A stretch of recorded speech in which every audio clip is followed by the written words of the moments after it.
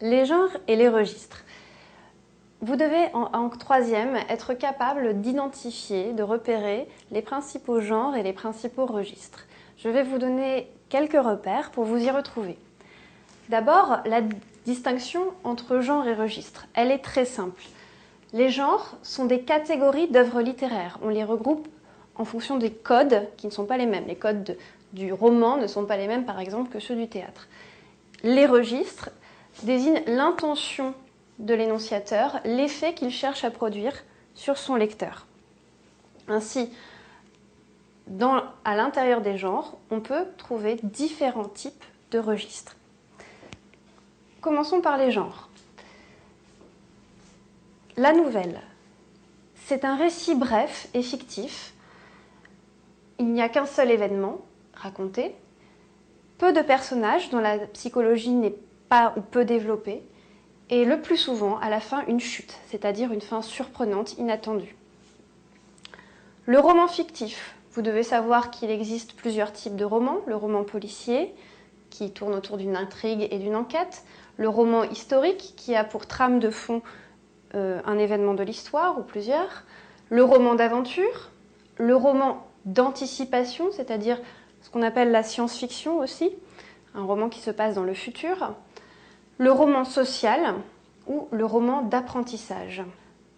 L'écriture de soi. Il y a plusieurs types d'écriture de soi.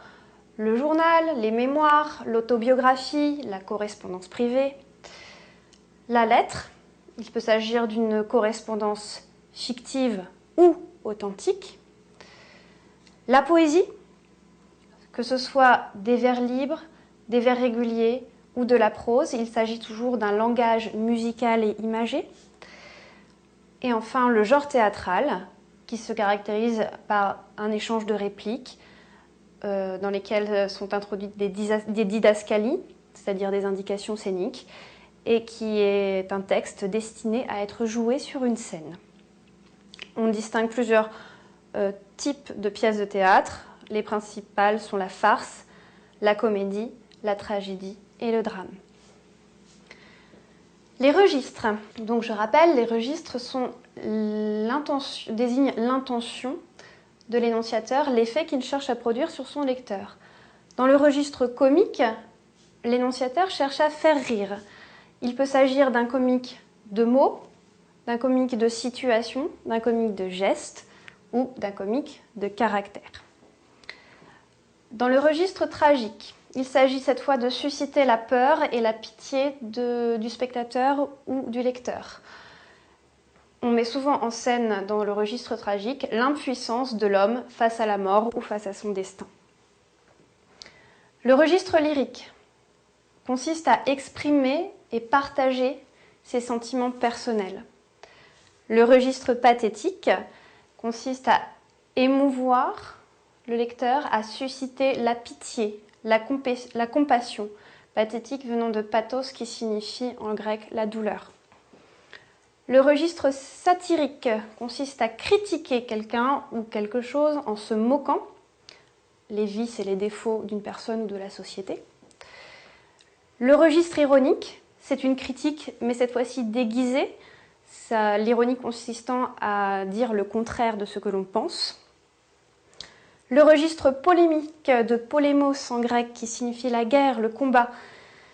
Le but est d'attaquer, avec des mots violents souvent.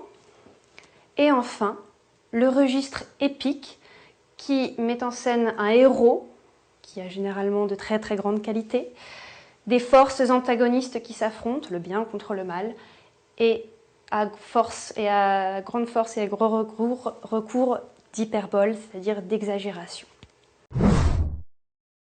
En résumé, retenez bien la distinction entre genre, c'est-à-dire catégorie littéraire, et registre, c'est-à-dire effet produit sur le lecteur. Et n'oubliez pas que, au sein d'un même genre, on peut trouver différents registres.